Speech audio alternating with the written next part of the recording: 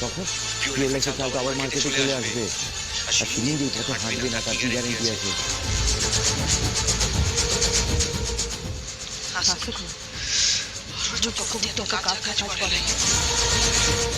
আমার সব দিক থেকে প্রোটেকশন দেওয়া গার্ড রয়েছে ওখানে।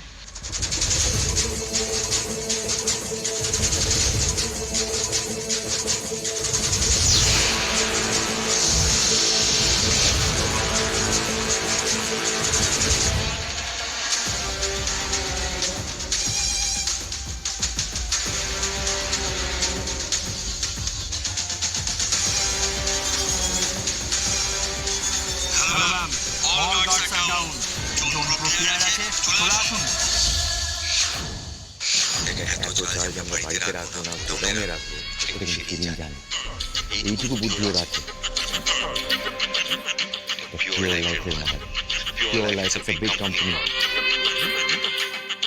পিওর লাইফের মতো কোম্পানির চাল গোডাউনে পড়ে থাকবে, আর ভিলেজ লাইফের মতো নতুন কোম্পানির চাল মার্কেট কাঁপাবে, এটা কিন্তু পিওর লাইফ মেনে নেবে না। শিরিন তো নেবেই না। ওরা ডেসপারেটলি চাইবে যে ওদের চাল আবার মার্কেটে ফিরে আসুক। এই চারটে গার্ড রেখে নিশ্চিন্তে পায়খানা করার মতো কিছু হয়নি। কথাটা তুই খারাপ বলিস না। কথা আমি এমনি খারাপ বলি না, একটা খবর পেয়েছি।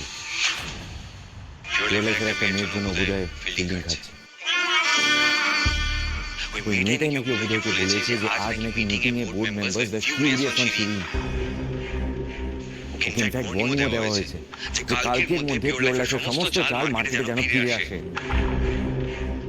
নাহলে ও আর পিওর লাইফের চেয়ারপারসন থাকতে পারবে না।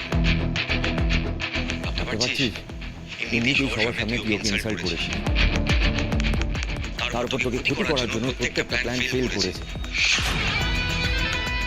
নাও দিস বোর্ড মেম্বাররা ওর উপর খাড়া ঝুলিয়ে রেখেছে। এটা তো লাইফলি নিস না।